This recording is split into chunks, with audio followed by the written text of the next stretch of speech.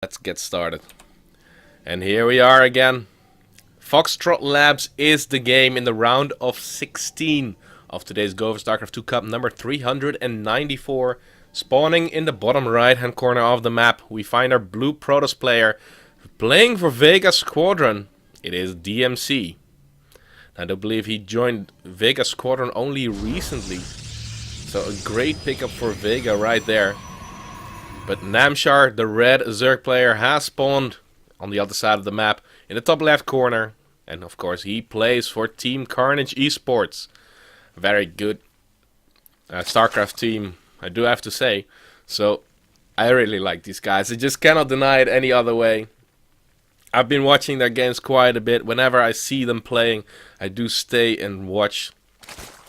Because what kind of strategies are coming from these players are usually pretty diverse. So you never know from the beginning of the game what is going to happen. Now on this map, Ling Roach all-ins have become very, very popular. Just because your natural base choke is so far away from your nexus. So if you have your nexus here, it will reach about this arc right there. Usually the wall off is going down from this area right there, just out of the range right there. But the nexus first is not gonna happen. Instead, there is gonna be a hatchery block before you can even put down that nexus. And wow, putting down the gateway and pulling a lot of probes to get the kill on this. He does not want to let it go up, and he's still pretty high on minerals, so he still wants to follow this up with a pretty fast nexus. But Namshar must have predicted this.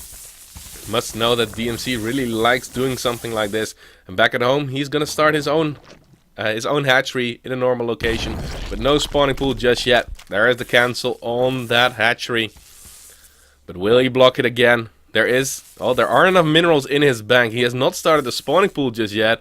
Oh, the kill on the drone, beautifully done by DmC. And now the nexus can come down. That was not part of Namshar's plan, but he can start his spawning pool right there.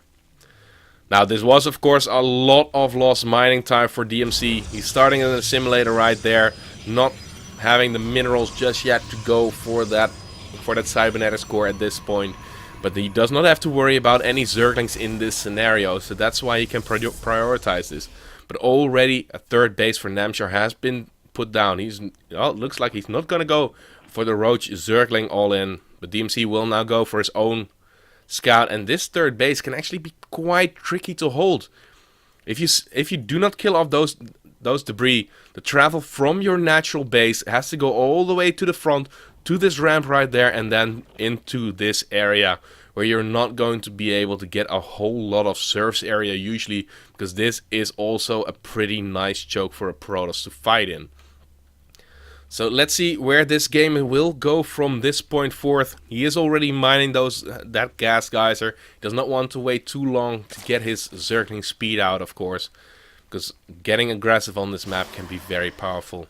But the cybernetics core is now done. Priority has been given to the mothership core, and he was producing a sentry for a little bit, changed his mind to go for a stalker and that warp gate research, because you don't want to delay that warp gate research for too long. Now that mothership core is going to keep him safe. And did DmC actually spot that there was a third base? No, he did not see it, but that third base was so insanely fast that Namshar even felt the need to double check it with those Zerglings. But he still needs to take those rocks out relatively early on, because if DmC catches wind of this, he's gonna have a very bad time in holding on to that expansion. Looking at the work account, DmC is still 3 workers ahead. Once those queens are popping out, that can change very quickly. But those Zerglings already pretty damaged right there, being as annoying as possible, trying to juke that stalker. But finally the first zealot, as the first Zergling does get killed off, the second Zergling also being killed off, and the rest of the wall off can be created. But as I already mentioned, this wall off is completely out of the range from that photon overcharge of the nexus. Now the forge is done, no extra tech has been dropped down, he's just getting those extra 2 gateways in the wall off. One overlord has been sent out for the scout to see if some early tech has already been dropped down, and he sees that there is a forge upgrading. Other than that, he does not know anything, but there is nothing else to know. Also the gas at the natural base He does not know if they have been... Well, he might know about one of them. Let's double check that. Did he see them? Yeah, he did. Oh, he did see that they were both being taken. And he still has an Overlord relatively nearby. But no tech whatsoever just yet. Warp Gate research is now going to be done. But is there going to be pressure from DmC from this point forward? I don't think so, because there's not a pilot on the map at all. He's sending out a probe at this point. But the third base will get confirmed that it is not going to be present. We attempted to take it. That's why he sent out the probe. But there's still one Zergling here, and that can be very annoying. He has to send those sentries all the way back there.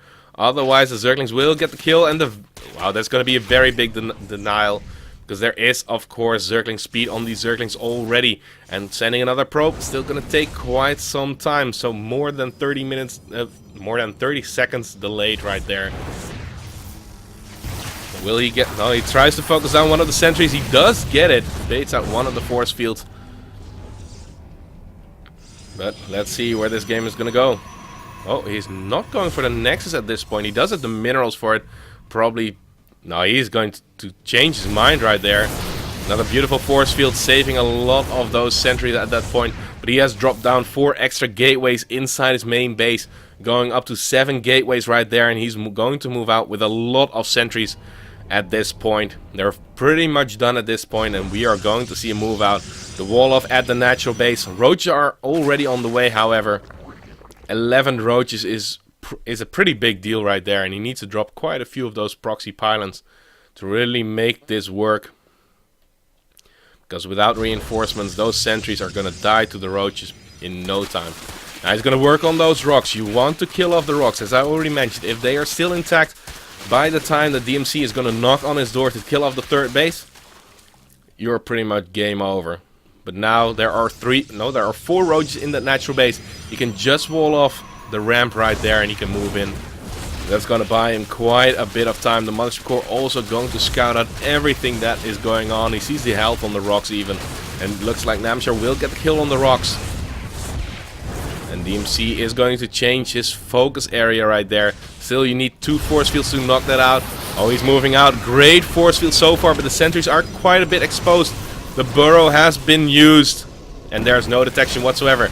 There's no tech out for DmC anywhere near here. So there's not going to be any detection. No observers. No blink. Nothing like that. No oracles. He has a lot of force fields, but that is only going to help him so far. And more roaches are piling on the pressure. He can unburrow on top of those sentries, on top of those stalkers. And of course, when they are burrowed, that's a lot of health regen. Even the drones being pulled right there, and it looks like Namshar has done it. He is going to kill off these last units from DmC. Another round of warpins, but it's not going to be enough. There's going to be the good luck.